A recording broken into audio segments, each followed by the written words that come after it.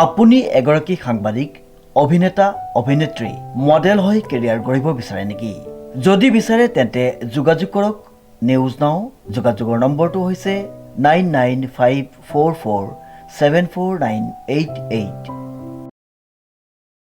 অসম কৃষি বিশ্ববিদ্যালয়ৰ খেলপথাৰত যোৰহাট আন্তঃবিভাগীয় T20 ক্ৰিকেট অনুষ্ঠিত হৈ যায়। উল্লেখযোগ্য যে ব্যস্ততা একাষৰীয়া কৰি বন্ধৰ দিনত খেল খেলিলে জিলা আয়ুক্ত জয়শ্ৰী বাণীয়ে। अभी आमार इंटर ऑफिस क्रिकेट टूर्नामेंट यात चलि आछे। एग्रिकालचार यूनिवर्सिटी एम्प्लॉय एसोसिएशने अर्गेनाइज करिছে, তেওঁলোকক ধন্যবাদ জনাইছোঁ। বহুত ভাল এটা খেল তেওঁলোকে অৰ্গেনাইজ কৰিছে। স্পৰ্টছ প্ৰমোশ্যন হয় ইয়াৰ পৰা, আৰু যিকোনো প্ৰফেশ্যনে নহওক চবেই আহি পাৰ্টিচিপেট কৰিব পাৰে। ভাল এটা ইনিচিয়েটিভ। মোৰ আশা আছে যে এনেকুৱা ইনিচিয়েটিভ আৰু আমাৰ ডিষ্ট্ৰিক্টত তেওঁলোকে লৈ থাকিব।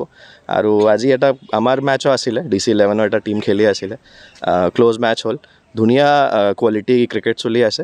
মই আকৌ একবাৰ এগ্ৰিকালচাৰ ইউনিভাৰ্চিটি গোটেই এমপ্লয়িজক আৰু তেওঁলোকৰ এছ'চিয়েশ্যনক ধন্যবাদ জনাইছোঁ। অসম কৃষি বিশ্ববিদ্যালয়ত শিক্ষক আৰু কৰ্মচাৰীবৃন্দই আয়োজন কৰা আন্তঃ কাৰ্যালয় যোৰহাটৰ যিখন ক্ৰিকেট মেচ আমি পাতিছোঁ টুৰ্ণামেণ্ট, তাত 20টা দলে যোগদান কৰিলে। এতিয়ালৈকে আমাৰ ফাৰ্ষ্ট ৰাউণ্ড খেলবিলাক শেষ হৈ গ'ল। এতিয়া ছেকেণ্ড ৰাউণ্ড অৰ্থাৎ কোৱাৰ্টাৰ ফাইনেল চলি আছে। তাৰপিছত ছেমি ফাইনেল হ'ব। আজি কোৱাৰ্টাৰ ফাইনেলত DC অফিচ আৰু নেইষ্টত এই দুটা টিমে যোগদান কৰিলে। খুব ভাল খেল হৈছিলে। DC অফিচ হাৰি গ'ল, কিন্তু নেইষ্টতকৈ ভালেই খেলি আছিলে, তেখেত হাৰি গ'ল।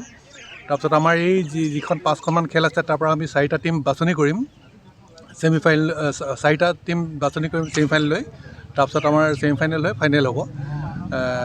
যথেষ্ট উৎসাহ আমি দেখা পাইছোঁ গোটেই দলকেইটাৰ মাজত। আমাৰ যিমান কি কাৰ্যালয় আছে ইয়াত, SP অফিচ আছে, DC অফিচ আছে, জুডিচিয়াৰী আছে, আমাৰ JB ইউনিভাৰ্চিটি আছে, নেইষ্ট আছে, 20টা টিম আছে, ৰেলৱে আছে, FCI ৰেলৱে, বেংক, গোটেইবিলাকে যোগদান কৰিলে।